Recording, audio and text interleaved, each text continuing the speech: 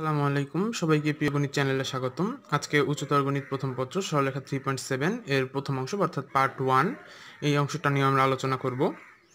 তো এসএসসিতে পরীক্ষার ক্ষেত্রে আমরা দেখি যে যত রকম সৃজনশীল আসে সরলরেখার ক্ষেত্রে, তো মূলত এই 3.7 বেস করা থাকে এবং দেওয়া হয় মূলত যে হার্ড করা হয়, তাহলে সেগুলো মূলত 3.7কেই বেস করে হয়। তো এই জন্য এই থিওরি ম্যাথ পার্টগুলো আমরা খুব ভালো করে করার চেষ্টা করব এবং যত মেগুলো ম্যাথ আছে আমরা সবগুলোই করব। তো তো 3.7-এর প্রথম ক্ষেত্রে প্রথম যে আমরা থিওরিটা পাই সেটা হলো সরলরেখার ধনাত্মক ও ঋণাত্মক পার্শ্ব। তো আমরা জানি যে কোনো সরলরেখা যদি এরকম হয় যে ax plus by plus c equal to 0, তো এই ক্ষেত্রে যদি আমরা x এবং y এর জন্য মানে কোনো একটা বিন্দু x1 y1 এই বিন্দুর জন্য যদি আমরা ইকুয়াল টু 0 এটা প্রমাণ করতে পারি, তখন আমরা বলতে পারি যে এই বিন্দুটা এই সরলরেখার উপরে অবস্থিত। অর্থাৎ এই বিন্দুর জন্য যদি এটি সিদ্ধ হয়, তাহলে আমরা বলতে পারি যে এই সরলরেখার উপরে এই বিন্দুটি অবস্থান করছে। তো ধনাত্মক ঋণাত্মক পার্শ্ব বলতে আমরা বুঝি যে কোনো একটা সরলরেখার ক্ষেত্রে কিছু বিন্দু মনে করি এখানে আছে, সেগুলোকে আমরা নাম দিলাম x1 y1 এবং এই সরলরেখাটি হলো ax plus by plus c equal to 0 এবং এখানে কিছু বিন্দু আছে, এখান থেকে সাধারণ একটি বিন্দু হলো x2, y2।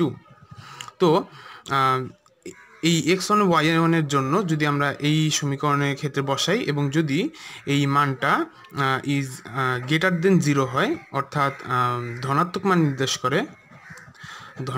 নির্দেশ করে, তাহলে আমরা বলতে পারি যে এই বিন্দুগুলো এই সরলরেখার ধনাত্মক দিকে অর্থাৎ ধনাত্মক পার্শ্বে অবস্থান করছে।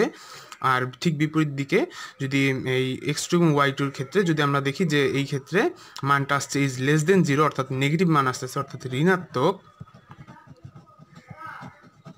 তাহলে আমরা এটা বলতে পারি যে এই বিন্দুগুলো সরলরেখাটির ঋণাত্মক পার্শ্বে অবস্থান করছে।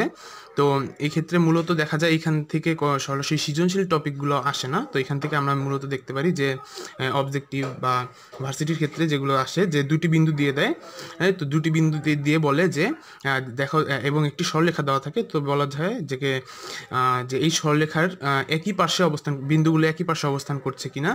তো আমরা সেই ক্ষেত্রে এই অবজেক্টিভগুলো এখান থেকে করতে পারবো। এর পরবর্তী যে আমরা যে থিওরি অংশটা আমি দেখব সেটা হলো একটি বিন্দু হতে একটি সরলরেখার উপরে অঙ্কিত লম্বের দৈর্ঘ্য।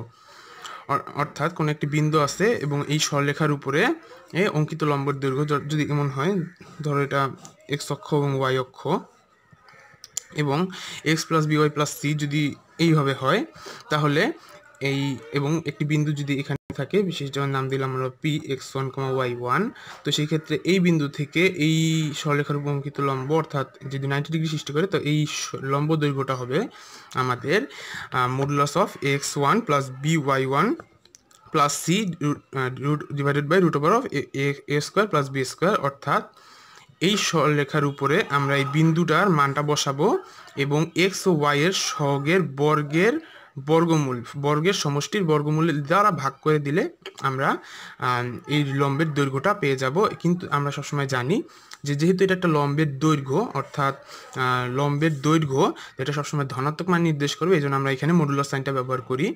তো এই সূত্রের প্রমাণটা কিভাবে আসলো, সূত্রটা আমরা এইভাবে দেখা দিচ্ছি যে এখান থেকে আমরা এটাকে ছেদাংশ আকারে যদি প্রকাশ করি, অর্থাৎ যদি আমরা এইখান থেকে এভাবে লিখতে পারি x divided by minus c by a, এখান থেকে আমরা প্লাস দিয়ে divided by minus c divided by b equal to 1, অর্থাৎ এক্স অক্ষের ক্ষেত্রে আমরা এই বিন্দুটা পাবো অর্থাৎ minus c by a comma 0, এবং এইখানে যে বিন্দুটা পাবো সেটা হলো 0 কমা minus c divided by b, এবং এখানে একটা পি আছে, এটা হলো x1 y1 এই বিন্দুটা।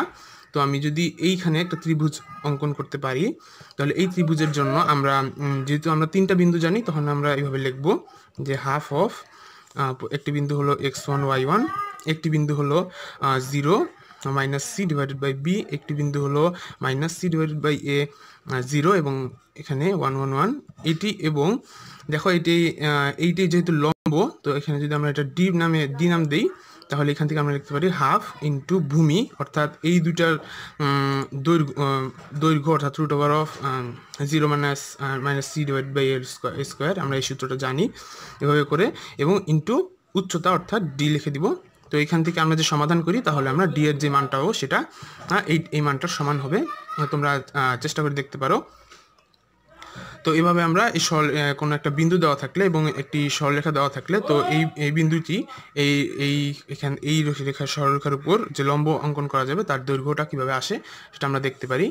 এরপরে আমরা দেখব যে দুটি সমান্তরাল সরলরেখার মধ্যবর্তী দূরত্ব। তো মনে করো এই দুটি হলো সমান্তরাল সরলরেখা, এটা এই অবস্থানে আছে সমান্তরাল।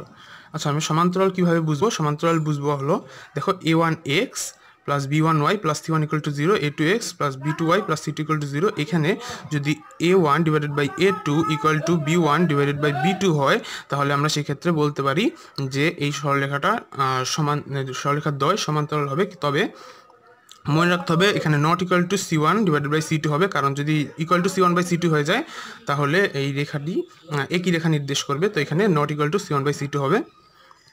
এখন আমরা জানি যে কোনো সরলরেখার ক্ষেত্রে c1টা বা c যেই আমরা নির্দেশ করি এটা হলো মূল বিন্দু থেকে ওই সরলরেখার উপর অঙ্কিত লম্বের দৈর্ঘ্য।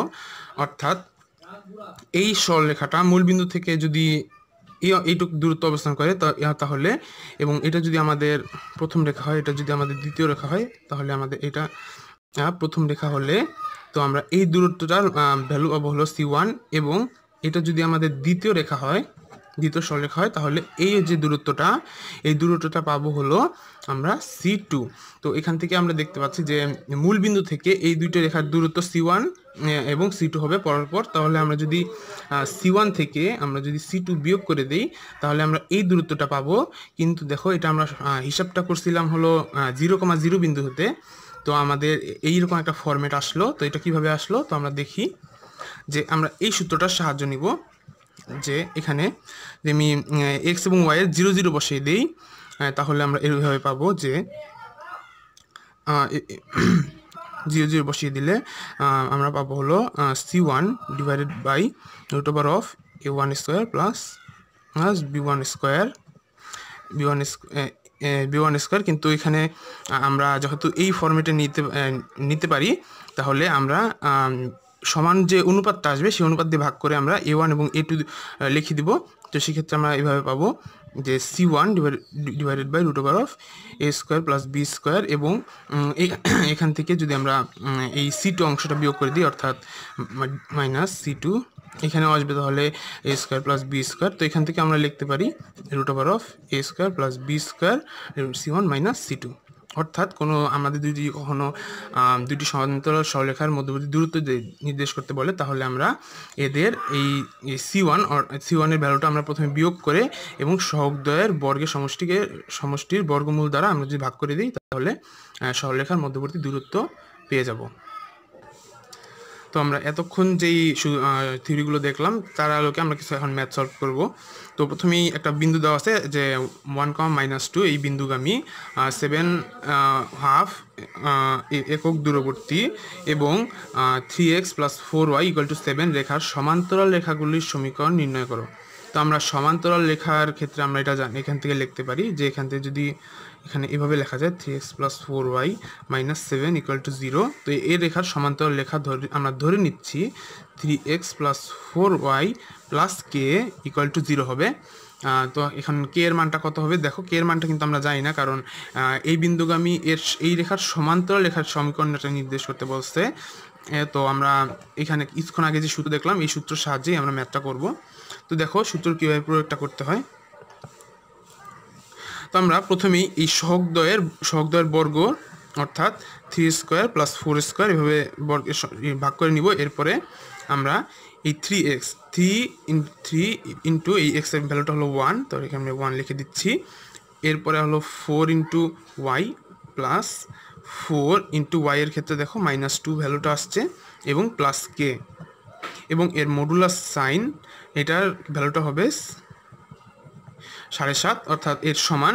তো এখান থেকে আমরা লিখতে পারি 2 × 15, এটা এভাবে লিখতে পারি। তো এখান থেকে আমরা যদি এটা সলভ করি তাহলে দেখো কি আসে। এখান থেকে আসবে আমাদের 3 - 8 + k divided by root over of, তো এখান থেকে আমরা জানি এখানে 25 আসে, অর্থাৎ আচ্ছা = 15/2 তো এখান থেকে আমরা লিখতে পারি k minus 5 equal to 75 divided by 2, অর্থাৎ এখানে 5 এখানে চলে আসছে, তাহলে আসছে 75। তো এখানে মডুলাস আছে। তো এখান থেকে আমরা দেখো যদি আমরা প্লাসের ভ্যালুটা নেই তাহলে আসবে k minus 5 equal to 75 divided by 2। তো এখান থেকে আমরা লিখতে পারি k equal to 85 divided by 2। এবং যদি আমরা মাইনাস নেই তাহলে আমরা এখান থেকে এখানে মাইনাস দিয়ে দেবো, অর্থাৎ k minus 5 equal to minus 75 divided by 2। তো এখান থেকে আমরা পাবো k equal to minus 65 divided by 2। তো আমরা এখান থেকে দেখো দুইটা কে এর মান দুইটা পেয়েছি, কারণ দেখো আমাদের এখানে মডুলাস ছিল, এখানে প্লাস এবং মাইনাস নিয়ে আমাদের দুইটা রেজাল্ট আসছে। তো আমরা যেহেতু আমরা দেখেছিলাম যে সমান্তরাল সরলরেখা, অর্থাৎ এই রেখাটার ক্ষেত্রে আমরা কে এর দুইটা মান পেয়েছি, তাহলে সমান্তরাল রেখাগুলিরও বলা ছিল, অর্থাৎ এখানে একাধিক সমীকরণ পাবো সেটারও আমাদের নির্দেশনা দেওয়া ছিল। তো আমরা কে এর ভ্যালুটা এখন এই সমীকরণের ক্ষেত্রে বসিয়ে দেবো 3x plus 4y plus 85 divided by 2 equal to 0। তো এখানে আমি 2 দিয়ে গুণ করে দিই, তাহলে 6x plus 8y plus 85 equal to 0। তো এটা আমাদের একটা সমীকরণ। এবং আরেকটা ক্ষেত্রে দেখো 3x plus 4y minus 65 divided by 2, 65 divided by 2 equal to 0। তো এখান থেকে আমরা লিখতে পারি 6x plus 8y minus 65 equal to 0। তো এটা আমাদের দ্বিতীয় সমীকরণ। এই দুটি সমীকরণ অবশ্যই 1, -2 বিন্দুগামী এবং 7.5 একক দূরবর্তী হবে এই রেখার, এবং এই রেখার সমান্তরালও হবে। আচ্ছা, তো এর পরবর্তী যে আমরা ম্যাথটা একটু দেখব সেটা হলো ওয়াই অক্ষের উপরে স্থিত, অর্থাৎ ওয়াই অক্ষের উপরে যে বিন্দুগুলি হতে 3y equal to 4x minus 10। তো আমরা এখান থেকে লিখতে পারি 4x minus 3y minus 10 equal to 0। এই রেখার লম্ব দূরত্ব 4 একক, তাদের স্থানাঙ্ক নির্ণয় করো। অর্থাৎ আমরা এখান থেকে একটু আগে গ্রাফটা একটু দেখে নিই কীভাবে আসবে। তো এখান থেকে আমরা লিখতে পারি 4x minus 3y equal to 10। তো এখান থেকে আমরা লিখব x divided by 10/4 plus y divided by 10 divided by 3 equal to 1। এখন যদি আমরা একটু গ্রাফটা আঁকি, তো এটা x অক্ষের 10/4 অর্থাৎ 2.5, অর্থাৎ এদিক দিয়ে যাবে, এবং y অক্ষের ক্ষেত্রে দেখো এখানে মাইনাস আছে, এখানে মাইনাস 10 ডিভাইডেড বাই 3, এটা মোটামুটি একটু দূরে যাবে। তো আমরা লেখাটা দেখো এইভাবে যাবে। তো আমাদের এই রেখাটার ক্ষেত্রে বলা হচ্ছে যে ওয়াই অক্ষের উপর থেকে কোন বিন্দুগুলোর দূরত্ব হবে হলো 4 একক। তো মনে করো যে এইখান থেকে দেখো খুবই কম দূরত্ব গেলেই, এখানে যেহেতু 2.5 একক দূরত্ব চলে আসছে, তো অনেক কম দূরত্ব গেলে এখানে মোটামুটি 4 একক দূরত্ব আসবে। এবং দেখো যেহেতু এইখানে ছেদ করছে, তাহলে এখান থেকে মোটামুটি ওয়াই অক্ষের ক্ষেত্রে আরও অনেক দূরে যাওয়ার পরে আমরা এখান থেকে 4 একক দূরত্ব পাবো। অর্থাৎ আমরা এরকম দুটি মাত্র বিন্দু পাবো যেখানে আমাদের ওয়াই অক্ষ থেকে এই রেখার উপর অঙ্কিত লম্বের দৈর্ঘ্য আমাদের 4 একক হবে। তো দেখো এখান থেকে যে অনেক কম দূরত্ব হবে, এখান থেকে যে এবং ওয়াই এর অনেক বেশি দূরত্ব হবে, এটা বলার কারণ হলো আমাদের যে ম্যাথের যে অ্যান্সারটা আসবে সেটা আমরা কীভাবে ভেরিফাই করতে পারবো সেটার জন্য আমরা এখানে আঁকলাম। তো আমরা ওয়াই অক্ষের ক্ষেত্রে আমরা জানি ওয়াই অক্ষে এক্স ভ্যালু 0। আচ্ছা, তো ওয়াই অক্ষে এক্স এর ভ্যালু যেহেতু 0, তো আমরা এইখান থেকে এই সমীকরণটা থেকে আমরা এইভাবে লিখব যে আমরা এখানে জানি 4x minus 3y minus 10 equal to 0। এই সমীকরণটা দেওয়া আছে, এবং যেহেতু বলছে ওয়াই অক্ষের উপর, তাহলে এইখান থেকে এক্স এর ভ্যালু এই অংশটা 0 আসবে। এবং যেহেতু বলছে 4 একক, তাহলে আমরা যে আগে যে সূত্রটা শিখছি সেই সূত্র থেকে আমরা এইভাবে লিখে দিব modulus of minus 3y minus 10 divided by, এখানে দেখো এক্স এর শক ছিল 4 অর্থাৎ 4 স্কোয়ার, এবং ওয়াইয়ের ক্ষেত্রে মাইনাস 3 হোল স্কোয়ার অর্থাৎ প্লাস 3 স্কোয়ার। এর মডুলাসের মান আসবে হলো 4 একক। তো এখান থেকে আমরা লিখতে পারি মাইনাস 3y মাইনাস 10 এর মডুলাস ভ্যালু ইকুয়াল টু 20। তো এখান থেকে আমরা যদি প্লাস ভ্যালুটা নেই তাহলে আমরা পাবো minus 3y minus 10 equal to 20। তো এখান থেকে আসবে মাইনাস 3y ইকুয়াল টু 30, অতএব y ইকুয়াল টু মাইনাস 10। আবার দেখো যদি আমরা মাইনাস ভ্যালুটা নেই তাহলে আমরা পাবো 3y প্লাস 10 ইকুয়াল টু 20। তো এখান থেকে আমরা লিখতে পারি 3y ইকুয়াল টু 10, অতএব y equal to 10 divided by 3।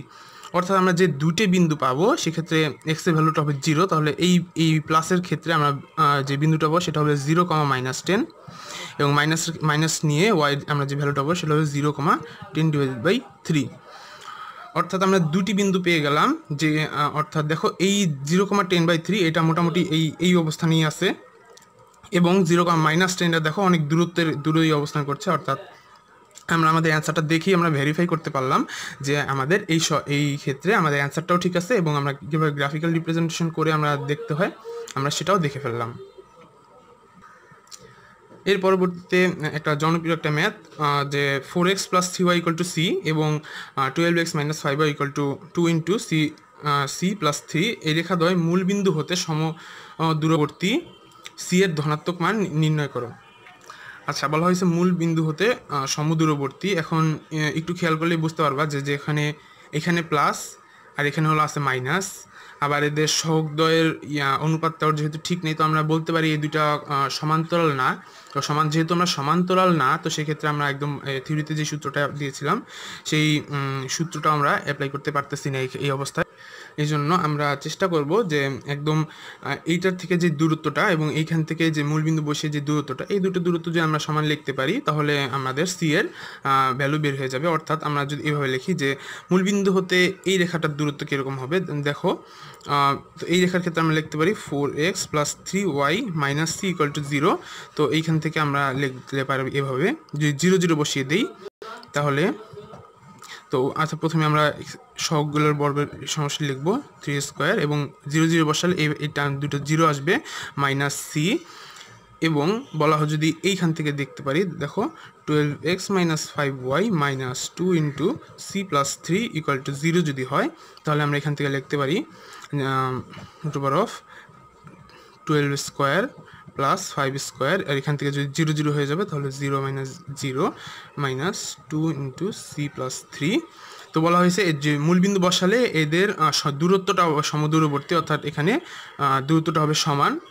তো সেক্ষেত্রে এখানে একটা প্লাস মাইনাসের একটা চলে আসে, অর্থাৎ কারণ এখানে সি এর ভ্যালুটা আমরা যে পজিটিভ না নেগেটিভ সেখান থেকে আমরা জানি না। তো বলা হয়েছে যে সি এর ধনাত্মক মানটা নির্দেশ করো, তো আমরা এখানে প্লাস মাইনাসটা বসিয়ে দিলাম। তো এখান থেকে আমরা পাবো -c / 5 = প্লাস মাইনাস, এখান থেকে পাবো -2c - 6 ডিভাইডেড বাই এখান থেকে আসবে আমাদের 13। তো এখান থেকে আমরা এইভাবে লিখতে পারি যে -13c = প্লাস মাইনাস, এখান থেকে লিখতে পারি আমরা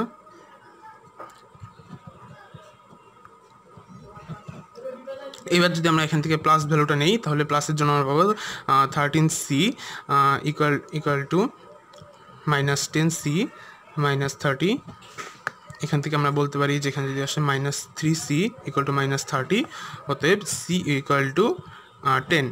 তো আমরা যদি আমরা চাই যে আমরা ম্যাথটা এখানে স্টপ করে দেবো, কারণ আমাদের বলা হয়েছে যে সি এর ধনাত্মক মানটা নির্ণয় করো। তো আমরা সি এর যেহেতু একটা পজিটিভ মানটা পেয়ে গেছি, তো আমরা যদি চাই এখানেও ম্যাথটা স্টপ করে দিলেও আমরা এখান থেকে ফুল মার্ক পাবো। আবার যদি কেউ চাও যে না আমি দুটি পার্ট করেই এরপরে বলবো সি এর ধনাত্মক মান এটা, তো সেটাও সম্ভব। তো আমরা এখানে যদি আমরা মাইনাস ভ্যালুটা নিয়ে নিই, মাইনাসের জন্য আমরা এইভাবে পাবো যে -13c = 10c + 30।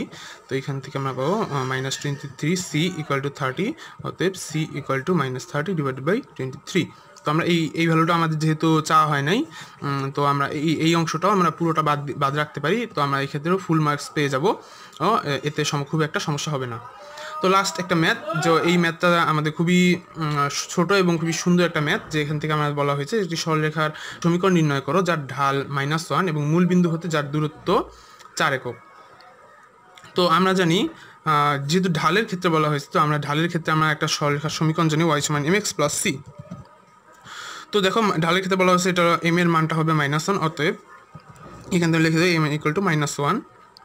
তো y = -x + c, তো এখান থেকে আমরা লিখতে পারি x + y - c = 0।